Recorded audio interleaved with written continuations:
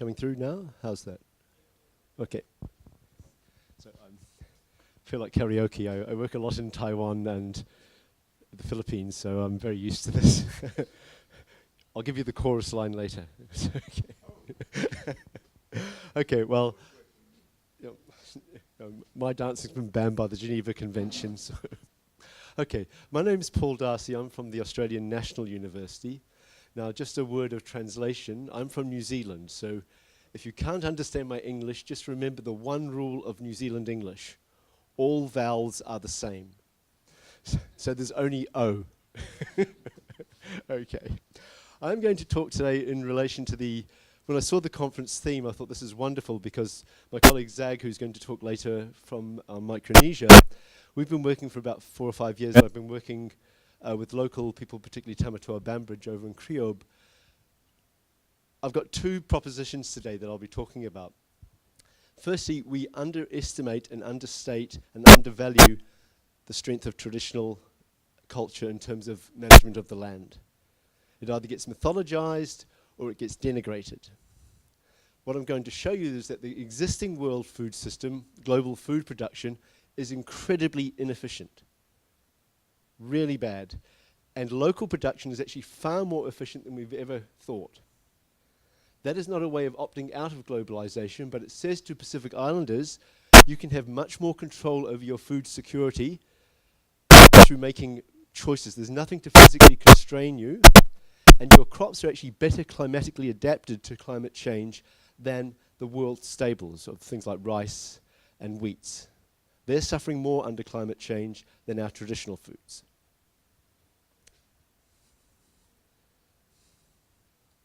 Okay, so I'll read this. I thought, being an academic, academics are all frustrated actors with a captive audience. So if I talk too long, I thought I'll summarize my 3 points here, and then if I don't get through, you'll know where I was going. So my first point, global food production is very inefficient and very poorly adapted to climate change. So as I'll talk about in a minute, staples like rice, with a 1 degree increase in the temperature, we have a massive drop in rice production. We do not have the same drop in traditional foods if we go back to traditional practices. And that is often not recognized in the literature. Number 2, I worked in Hawai'i for many years, but this applies across the board, and my colleague Zag will be talking about what's happening in Micronesia, where we're finding that the crops, traditional crops, are very climate-proofed and can be made even better.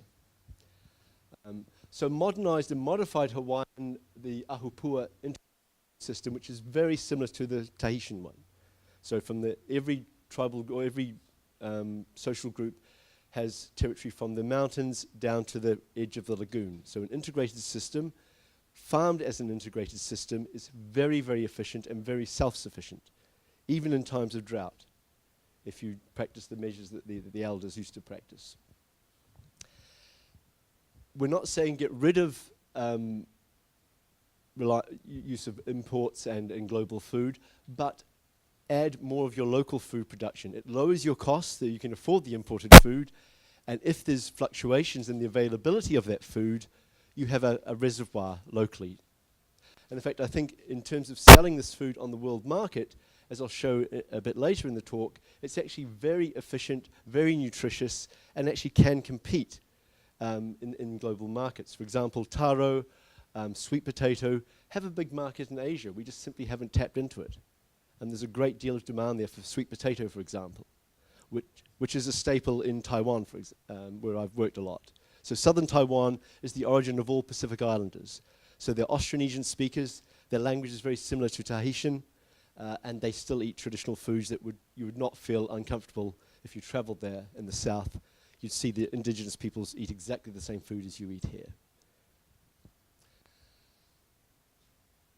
So I said, what's holding this together? Why are we still relying on the global market, particularly in Hawaii, where people have a very poor diet, they have beautiful food basically being wasted in the fields, eating a lot of food. It's nothing to do with physical constraints, it's nothing to do with cost. It's an attitude. So my whole point is we need to increase importance through organizations like PIURN, emphasis of how efficient the indigenous system is and how inefficient the global system is. Okay. So just a few factors. I based this on, I've got a paper coming out on this, but if you wanted a quick fix on this, go to an article in the British Guardian from May of 2014 when they talk about 10 issues with the global food economy, and they show 10 very bad issues. Now, I've since researched them. They're all very, very important and very valid in the literature. So the first point is there's enough food to feed the whole world. But food doesn't flow to where it's needed, it flows to where you can afford it. So the world food production system flows to people that are already overeating and don't need the food. And the people that need the food don't get it. So it's both morally and economically a ridiculous system, yet we're all tied into it. So 842 million people are hungry. This was in 2014, 1.5 billion overweight. So, number one. But here's the one that really gets me. 1/3 of the world's food grown in the global system does not reach market, is not sold. 1/3 of all food.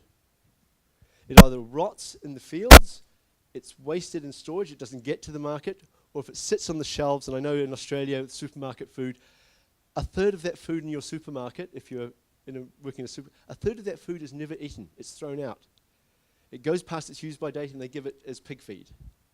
So this is a very inefficient system. At a time when people are starving, we can't have 1/3 of our food not being eaten.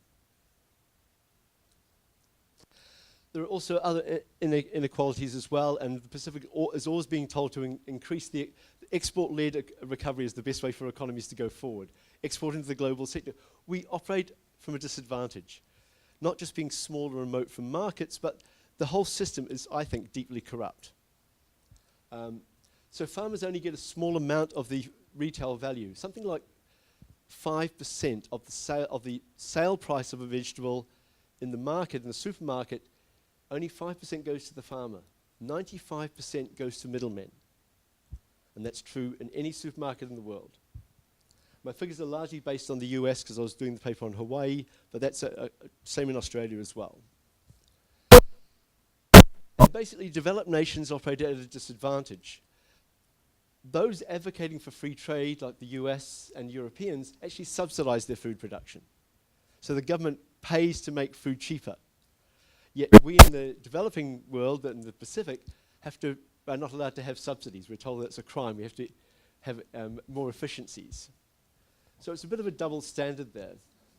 And the last thing about global production, just think about it. If I'm growing my tomatoes, if my apples get out of season, so in Australia we've just moved from, we have an American apple season and an Australian apple season, so we have apples all year round.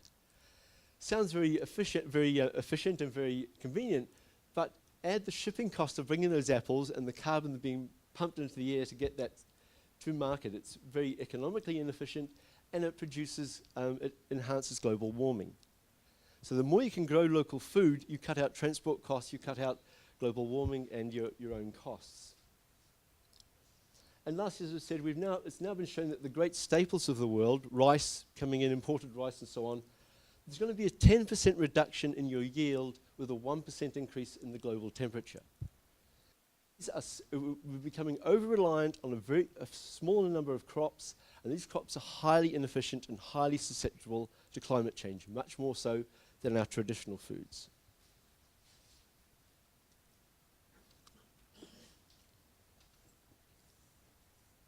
Okay, the slides are available. I won't go through. This was just showing you the price, the farmer's price and the retail price. So here, bacon in the US.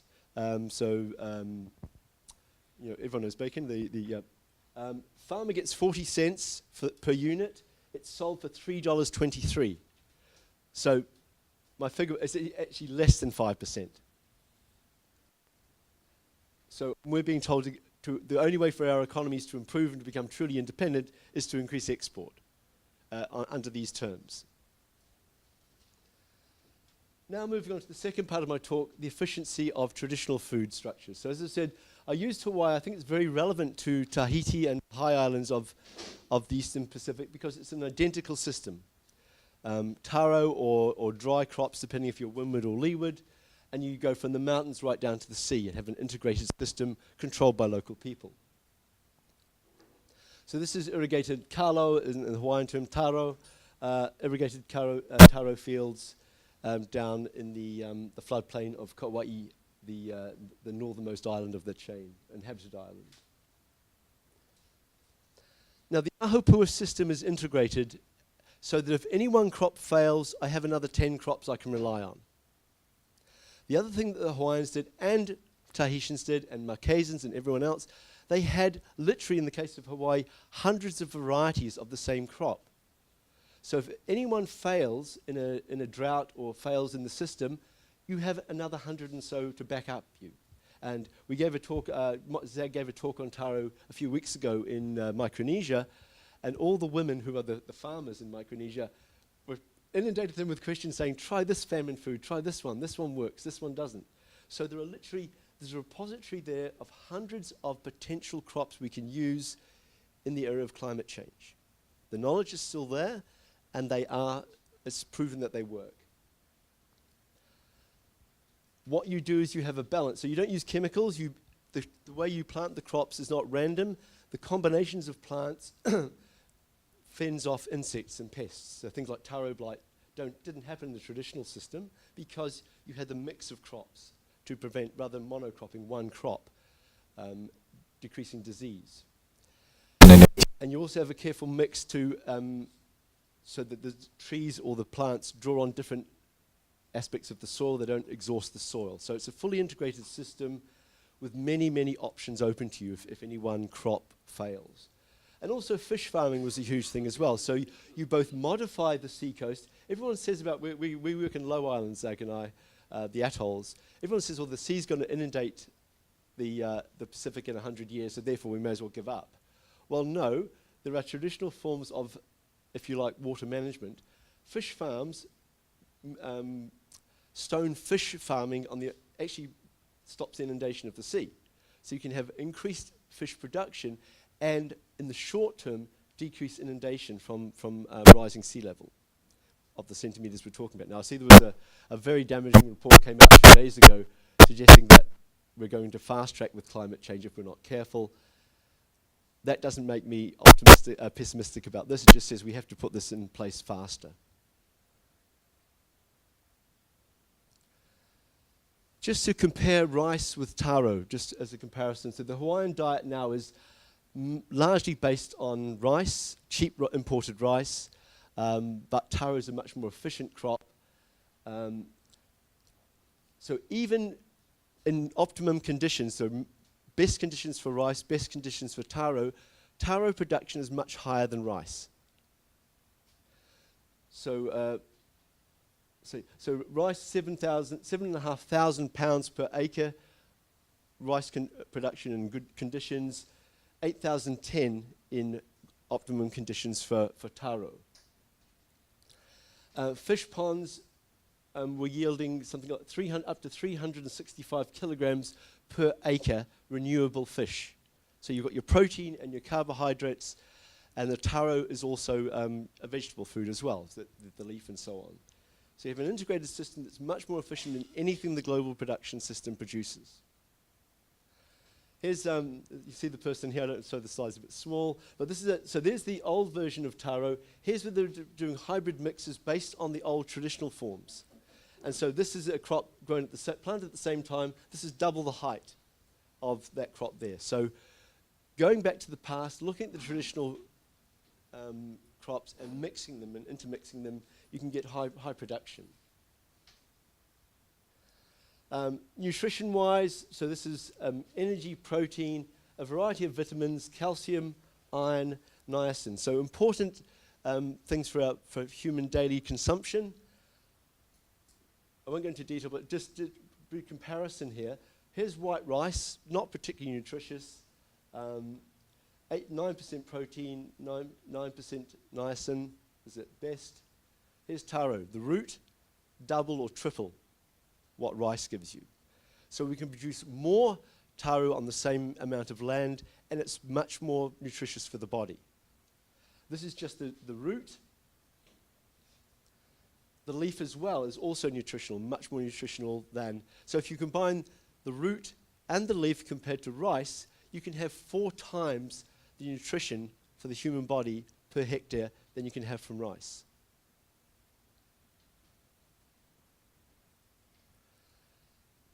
The Hawaiian diet and the lifestyle also helped, and that's obviously we can't pare back modernity, and we don't want to, but the diet was perfectly suited to the nutritional needs of people working in the farm. So this is something across the Pacific, where we're talking about the transition from agricultural subsistence into the cash economy. Yes, it has advantages, and it would be hypocrisy to say don't go into the cash economy, but a balance of the cash economy and the traditional economy also improves health. We can improve our nutrition. And here's now the comparison I wanted to start finishing on.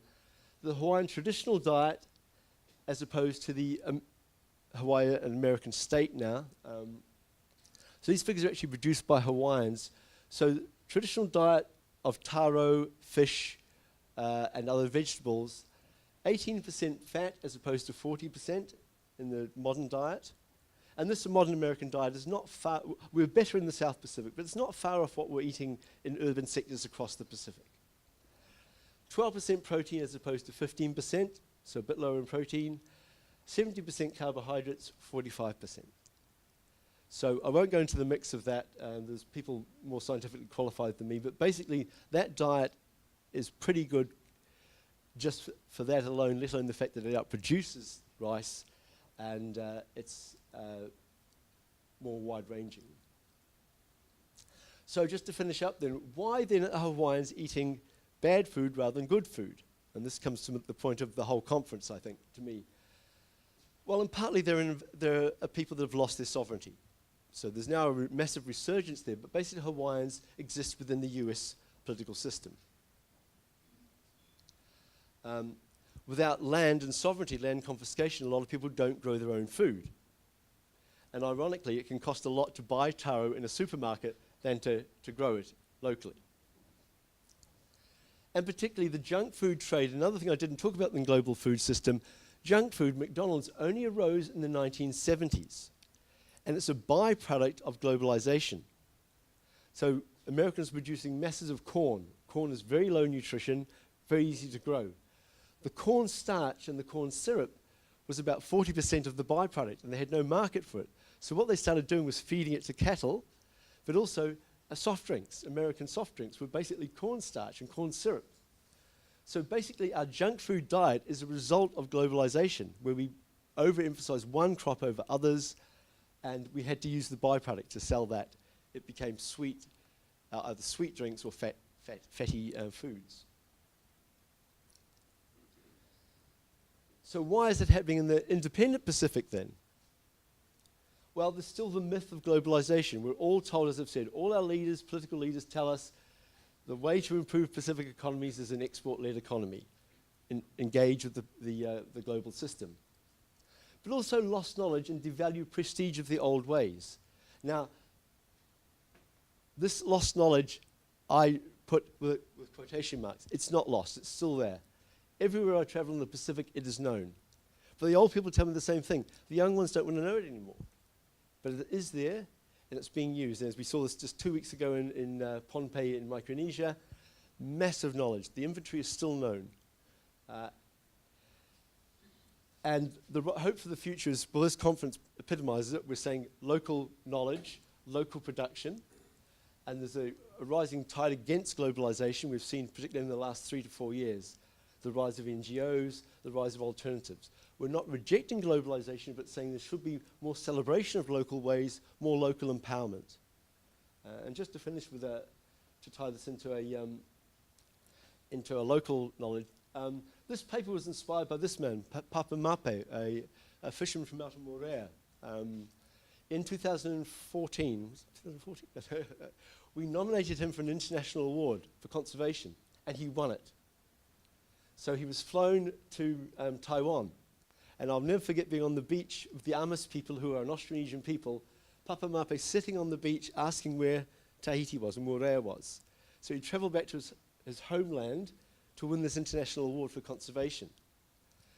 Now, so we've got this book coming out called Islands of Hope, where I think the Pacific leads the world in the revival of traditional food, in combination with modernity. I'm not saying reject modernity, but take more value in our local ways.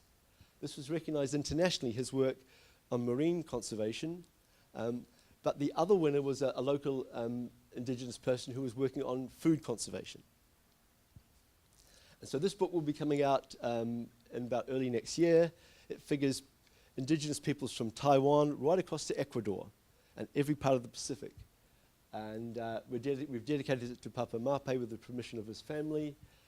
And so I say reason for hope, both this conference's theme and also the feedback we're getting from this book. We had too many people wanted to give chapters. It's getting bigger and bigger. Okay, I'll finish there. Thank you.